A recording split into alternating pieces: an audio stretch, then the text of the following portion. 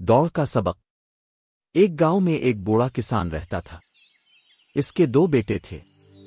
बड़ा बेटा बहुत मजबूत और तेज रफ्तार था, जबकि छोटा बेटा थोड़ा कमजोर और सुस्त। बड़ा बेटा हमेशा छोटे भाई को कमजोर समझता था और इसे दौड़ लगाने के लिए चैलेंज देता था।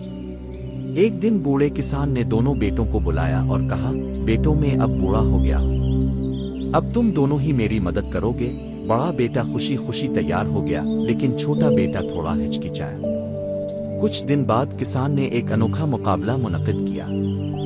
इसने कहा, आज हम खेत में दौड़ लगाएंगे। जो सबसे पहले खेत के इस पार पहुंचेगा इसे इनाम मिलेगा। बड़ा बेटा बहुत पुरजोश था, लेकिन छोटा बेटा थोड़ा डरा हुआ था। दौड़ शुरू हुई। बड़ा बेटा तेजी से दौड़ने लगा, लेकिन छोटा बेटा आहिस्ता आहिस्ता चल रहा था। जब बड़ा बेटा खेत के दरमियान में पहुंचा तो उसने पीछे मोड़कर देखा और छोटे भाई को बहुत पीछे पाया। वो हंसने लगा, लेकिन जब बड़ा बेटा खेत के इस पार पहुंचा तो इसे कोई इनाम नहीं मिला।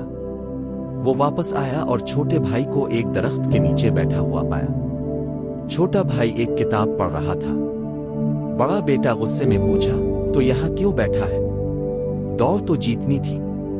छोटा भाई मुस्कुराया और कहा, भाइया, मैंने सुना है कि सिर्फ दौड़ जीतना ही जरूरी नहीं है, बल्कि सीखना भी बहुत जरूरी है।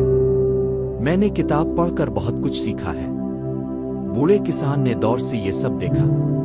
वो बहुत खुश हुए।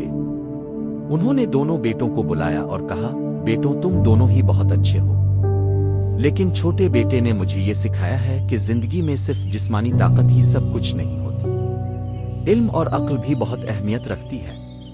निस्बत जिंदगी में कामयाब होने के लिए हमें सिर्फ जिस्मानी तौर पर मजबूत नहीं होना चाहिए, बल्कि हमें इल्म और अक्ल भी हासिल करनी चाहिए।